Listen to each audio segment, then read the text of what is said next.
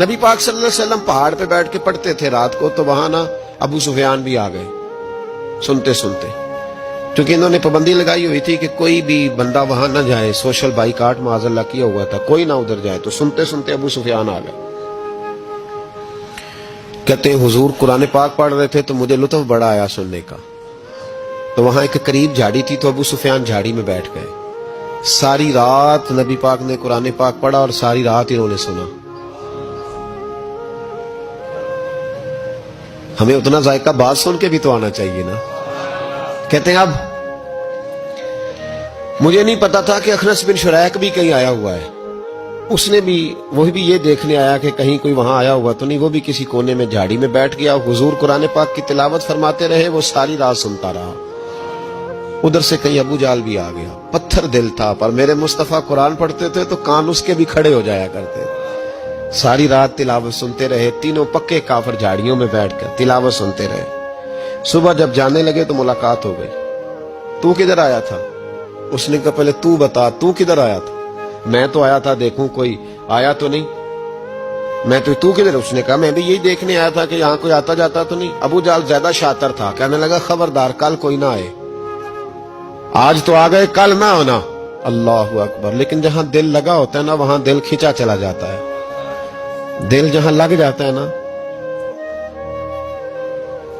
وہاں دل کھینچا چلا جاتا ہے۔ یہ دل کا بھی اپنا ایک معاملہ ہے نا، اب لگ گیا تھا قرآن پاک کی تلاوت سے۔ کہتے ہیں رات کو اپنی اپنی چارپائی پہ لیٹے، درد اگرچہ جان گزل ہے، میں کیا کروں میرا دل ہے، غم عشق اگر نہ ہوتا تو غم روزگار ہوتا، اور وہ مزہ آتش نے کہا تھا، وہ مزہ دیا ہے تڑپ نے کہ میری آرزو ہے یا رب میرے دونوں پہلوؤں میں دل بے قرار ہوتا۔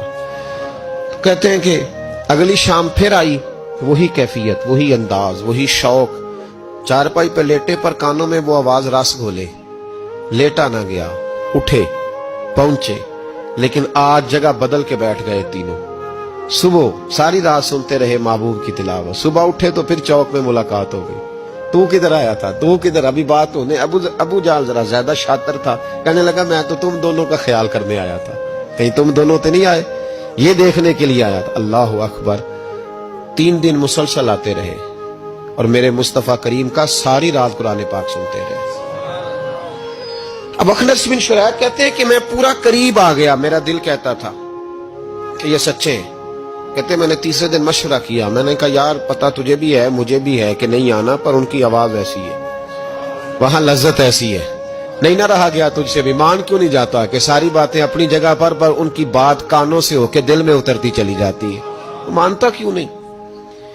اخنس بن شریک کہتے میں پورا قریب آ گیا، پر ابو جال نے مجھے پھر گمراہ کیا، کہنے لگا یار یہیں رہے ہیں، بچپن بھی یہیں گزارا ہے، معاذ اللہ 2 ہاتھ ہیں 2 آنکھیں ہیں، سارا کچھ وہی ہے، کان پٹیاں سفید ہوئی ہیں، تو کہتے میں اللہ کا نبی ہوں معاذ اللہ۔ اس نے وسوسہ اندوزی کی، تو کہتے میں پھر بیک ہو گیا۔ آپ کیوں نہیں اس شخص کو جانتے جو وسوسہ اندوزی کرتا ہے؟ آپ اس جگہ کیسے چلے گئے جہاں وسوسہ اندوزی ہوتی ہے؟